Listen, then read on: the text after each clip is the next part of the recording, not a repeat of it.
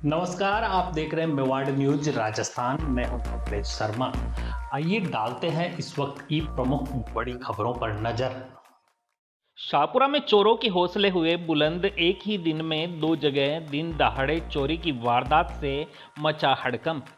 शहर में चोरों के हौसले इतने बुलंद हो गए कि अब वे दिन दहाड़े वारदातों को अंजाम देने से भी नहीं डर रहे। गुरुवार को शाहपुरा में दो अलग अलग स्थानों पर हुई चोरी की घटनाओं ने पूरे क्षेत्र में सनसनी फैला दी।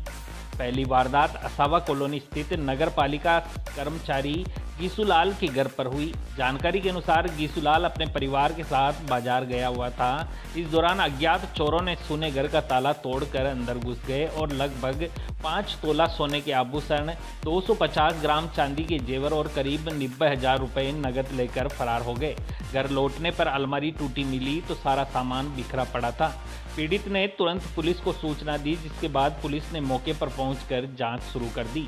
वहीं दूसरी वारदात राजू पुत्र बोरा के घर पर हुई, जहां चोर करीब 5 से 5.5 तोला सोना, 2 किलो चांदी और 40 से 50,000 रुपये नगद चोरी कर फरार हो गए। दोनों ही घटनाओं ने शहर वासियों में दहशत और आक्रोश फैला दिया है। सूचना मिलते ही शाहपुरा पुलिस दोनों स्थानों पर पहुंची और सीसीटीवी फुटेज खंगालने में जुट गई है, ताकि आरोपियों का सुराग लगाया जा सके।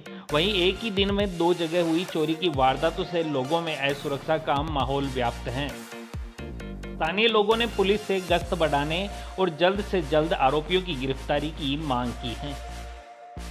क्षेत्रवासियों की लगातार मांग के बाद रोडवेज प्रशासन ने शाहपुरा से जोधपुर रोडवेज बस पुनः की शुरू। क्षेत्रवासियों में खुशी की लहर। शाहपुरा से जोधपुर रोडवेज बस सेवा आखिरकार फिर से शुरू हो गई है। क्षेत्रवासियों के विरोध और लगातार मांग के बाद अब यह बस पुनः अपने पुराने रूट शाहपुरा से जोधपुर तक चलने लगी है। जानकारी के अनुसार बस शाहपुरा से सुबह 8 बजे रवाना होकर दोपहर 2:30 पर जोधपुर पहुंचेगी। वहीं जोधपुर से सुबह 10:45 पर रवाना होकर शाम 5:30 बजे शाहपुरा पहुंचेगी। पहले ये बस जोधपुर की बजाय बूटाटी धाम तक सीमित कर दी गई थी, जिसे ग्रामीणों और नियमित यात्रियों में असंतोष था। अब सेवा बहाल होने से ग्रामीणों सहित क्षेत्र के यात्रियों में हर्ष और राहत का माहौल है। स्थानीय नागरिकों के अनुसार ग्रामीणों की सुविधा को ध्यान में रखते हुए यह सेवा फिर से शुरू की गई है। क्षेत्रवासियों ने ब्यावर डिपो प्रबंधक का आभार व्यक्त करते हुए कहा कि जोधपुर में हाई कोर्ट होने की वजह से एडवोकेट और अन्य नागरिकों को जोधपुर जाना पड़ता है। अब इस बस सेवा से उन्हें बड़ी राहत मिलेगी।